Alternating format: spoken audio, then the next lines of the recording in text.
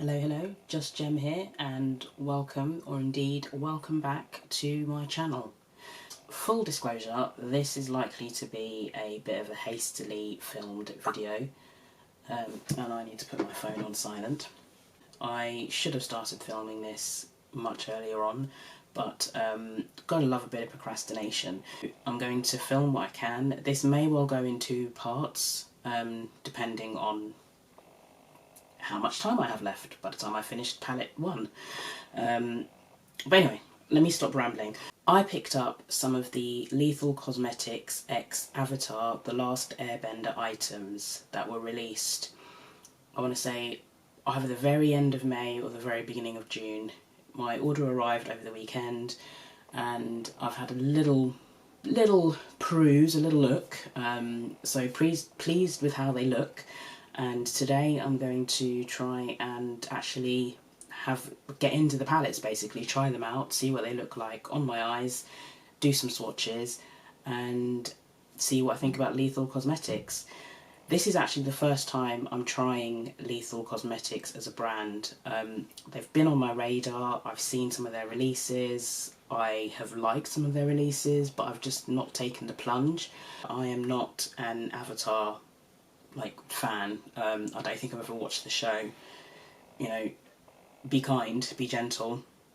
But having said that, despite not being a fan of the show, I was really impressed with the collection, which I think is testament to Lethal Cosmetics, really, that they've been able to do a collab that has attracted even someone like me who's not a fan of the show. But I saw the collection and I just thought it was really well curated.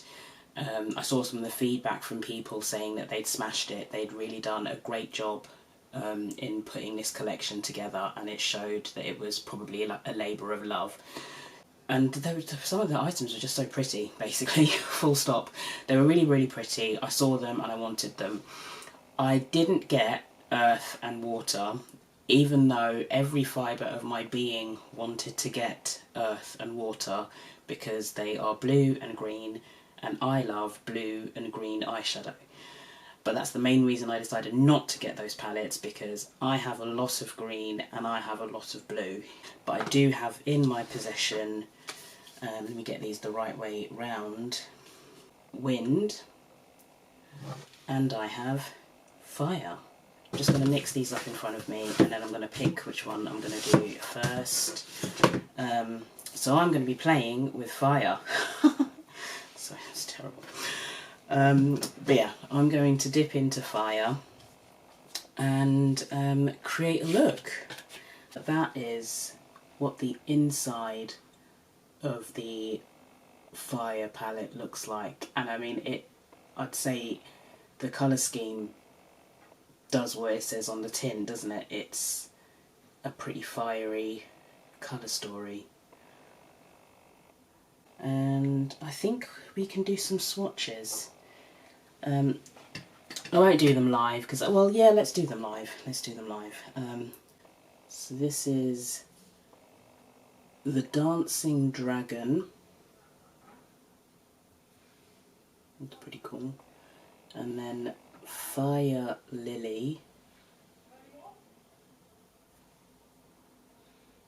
It's pretty nice. And then Imperial City.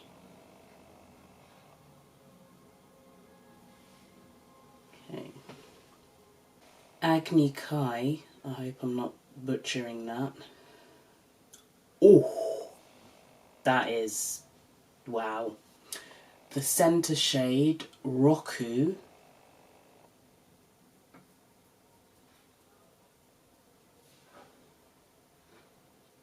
That's pretty. I mean, I don't know if this is necessarily doing it justice, but that's a really pretty shade. And then Ember Island.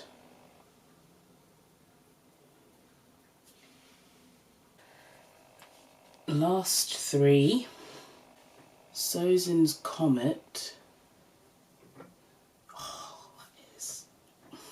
Oh. Fire Sages.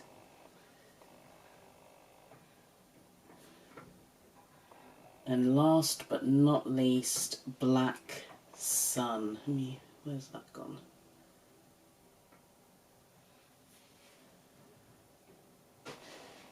Those are the swatches. That swatched at a terrible, terrible angle, but those are pretty impressive, I'm not gonna lie.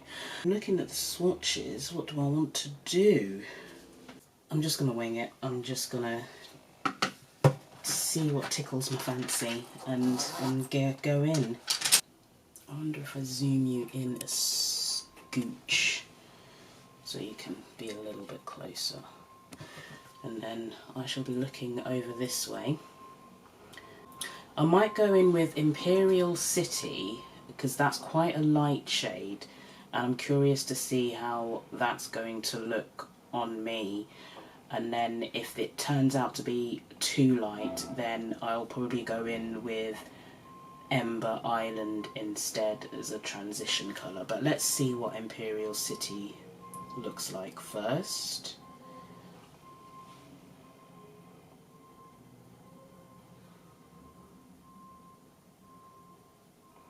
Okay, so yeah, that's quite light, but not too bad actually.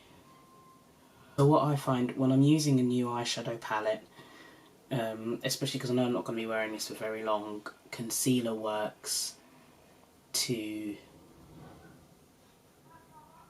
as a base for eyeshadow. And what I might do is further down the line, I might see how it works with my Sigma eyeshadow base. Now I'm going to go in with Ember Island, and I'm going to see if I can go just underneath that. Probably should have gone a tiny bit lower, so I might actually go back in with Imperial City at the end, just to blend it out. But I'm just happy to know that Imperial City is not in fact too light. Like, I can use that, because I did wonder. Having said that, there is a shade in the Air palette which is super light, and I don't know how much use I'd get out of that one. I'm going to try and use as many shades as I can, so I'm not sure how that's really going to work, but we'll see. And then I might just go back in very lightly.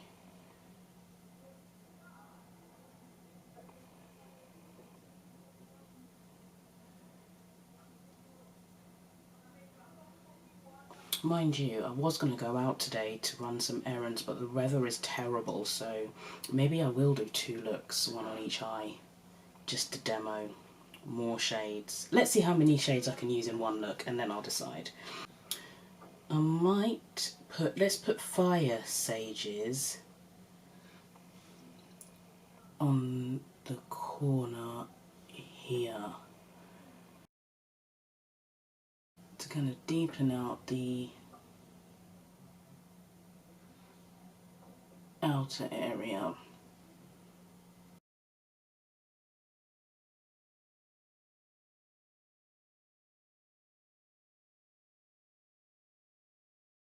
As a first time using Lethal, I've got to say I'm pretty impressed. I'm thinking what I might do is use the Dancing Dragon, is that right? Yep, so the Dancing Dragon and Fire Lily as 2 shades on my lid, and then on the second look I'll use Roku and Sozan's Comet. I like to apply shimmers with my finger, so I'm going in with Fire Lily right in the middle here. Ooh, that's pretty.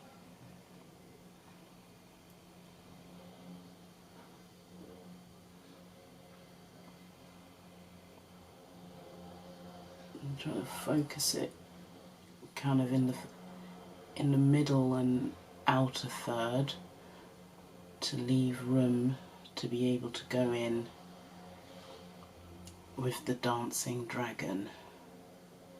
And I am using this dry, by the way. This is used dry, but just with my finger. And then I'm going to use my little finger and go in with Dancing Dragon and try to get that right on the inner bit. Ooh! Wow, okay.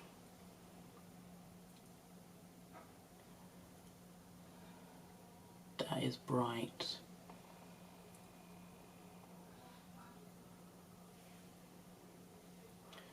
Probably gone a bit high with that. This is why I like to use my little finger, but I've still gone too far. Okay, I've just gone back in with Ember Island and I'm just kind of going right across the top there.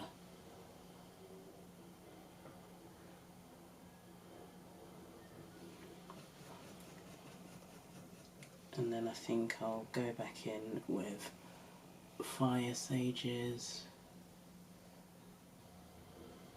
just for the corner. Oh. Just had to stop. I'm having work done in my garden, so they just knocked on the door to give me an update. And he didn't bat an eyelid. I don't know. He must have noticed that I've got one sparkly gold and red eye and a bear eye, but he didn't say anything. Well, I suppose working in that industry you must see all sorts, so a woman with one sparkly eye and one non-sparkly eye, all in a day's work. Anyway, I might go in with, this is not the right brush, but I'm still doing it anyway. It's doing the job, it's giving the effect. Okay, so that's one look, but by the time when I come back and I've got mascara and eyeliner on, it will look infinitely better, because that's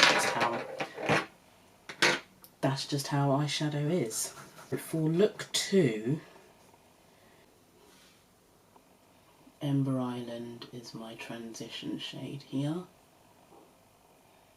and then Agni Kai. I'm going to get in a bit closer to both the camera and the mirror here. So this, I'm wanting to, so this is a bit lower. I've got some fallout there, which is not ideal for a red shade, but that is mostly human error on my part, and I've just realised I've gone so far forward you can't see me. Let's move back a bit. Concentrating in the corner and going just underneath Ember Island for this.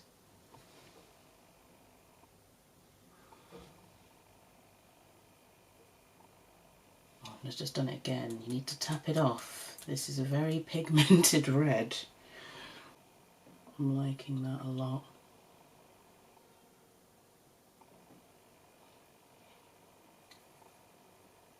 And I want the colour to have an impact, so I'm patting more than I'm blending,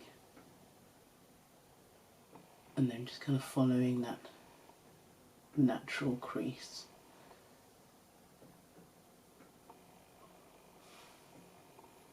Okay, in with the shimmer shades, and I decided on,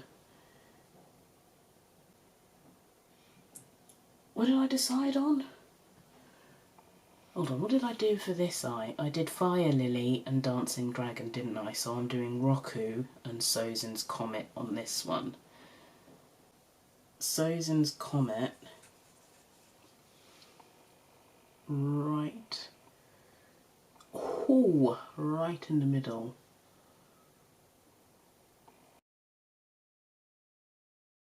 Wow.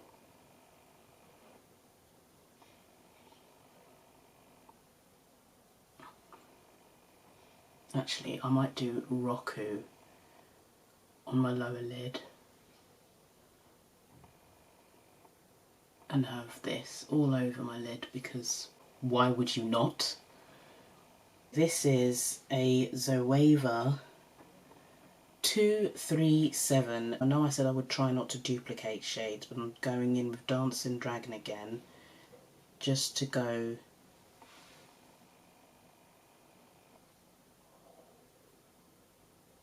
just with the very inner part.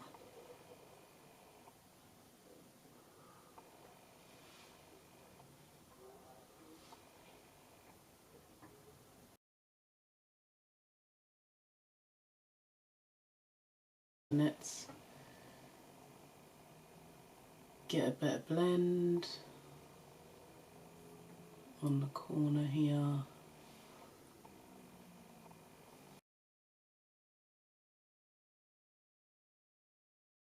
I haven't used the black shade. I feel like if I'm going to use the black shade, it should be on this side. Let me grab a very small blending brush. I think my Refa 13 would be good for this. This is mainly just to see how it blends and deepens. I don't want to go overboard. I just kind of want to use it to be able to say I've used it, but that's kind of giving the depth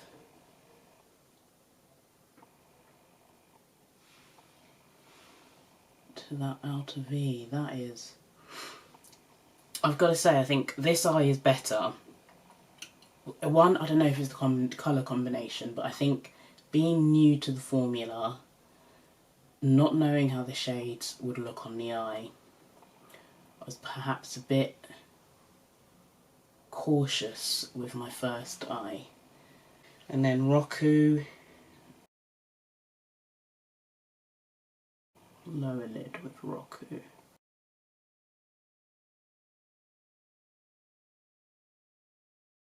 That is striking. And that's almost quite neutral in comparison. I'm kind of glad how that's worked out, because it kind of shows you that if you want to go a bit more muted, you can, and if you want to go in your face, you can.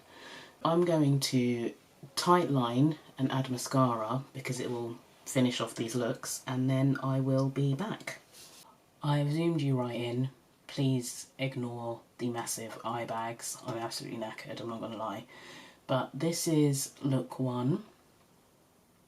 I kind of like that it's a bit more subtle.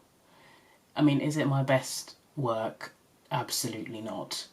But it at least gives you an idea of what you can do. Over to look two. Which again, probably not my best work, but it was more... It's a first go in, and it's to give you an idea of what you can do and how these shadows blend. And I probably could deepen up that black a bit more, but I mean, to be honest, I didn't really want to go in with the black at all. I just wanted to put it on so you could see. But Sozin's Comet is just, it's spectacular. It really is. Yeah, and then just a close-up of both looks side by side. Day look, night look, potentially, maybe. That is the Lethal Cosmetics Avatar the Last Airbender Fire Palette. And I mean, fire by name, fire by nature, I would say. I think that's a stunning, stunning palette. And I'm definitely looking forward to playing with that some more. I am probably going to do this in 2 parts because time is not on my side. Like, YouTubers always say this, like, I don't know if you can hear that, but they're doing some work outside. Well, here we go. As I said, they are doing my garden. If you can hear that, I sincerely apologise. Fingers crossed you can't. We'll find out when I go to edit this video. Woo! I mean, if you can't hear that.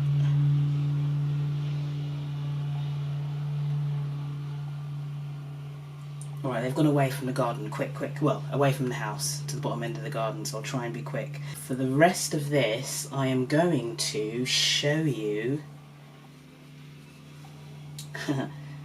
this beauty.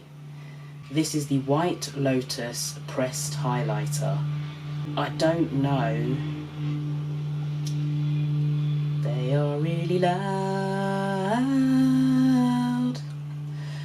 Really loud. Okay, I don't know if I can really capture the shifts, like do it justice. That's it on my finger, and let's swatch it down there. I normally, for highlight, use a Refa 16.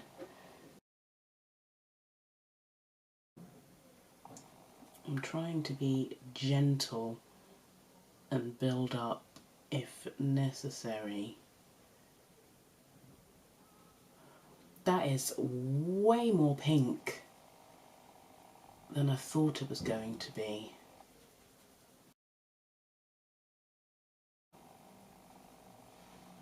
I don't know how well you can see it.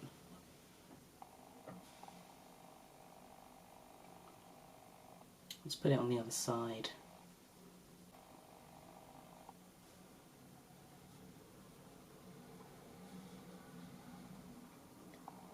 I'm probably putting on a bit more than I potentially would, because I want you to see it. Oh yeah, you can definitely see it there.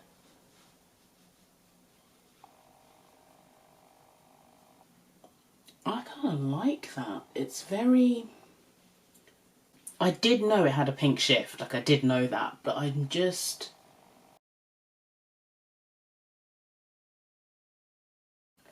And I wouldn't necessarily... I'd say when you really blend it in, so I feel like I'm playing the hokey cokey with this lens, but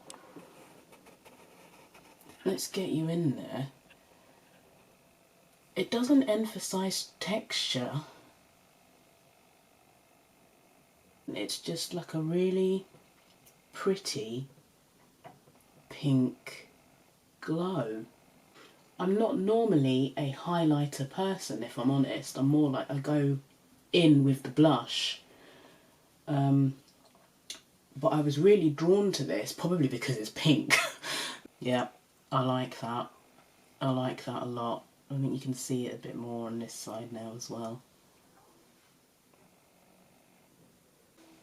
From the front, can't really see it. Doesn't look like I've got anything on. Can you tell I like it? I'm gonna zoom you back in, zoom you back out, and maybe put some lipstick on just so I kind of look a little bit more finished. I have put on Diva lipstick because I just thought that it would go really well with both of these looks, and the pink highlighter that I've got going on. I'm impressed, I've got to say. Lethal Cosmetics, I'm impressed. I really love the formula, I love the impact, I love that highlighter. I mean, I don't even know when I'd use that in like real life, but just, I really enjoy that. That's pretty. Also, I'll probably show it in part 2 as well, but how cute! Oh my gosh, it's so cute! Yeah, so as my first foray into Lethal Cosmetics, I'm definitely pleased with that. I wanted to get something up as quick as I possibly could, because something I did notice, which was a bit of a disappointment, and I'll only touch on it very briefly, is the lack of darker content creators I saw who received this in PR.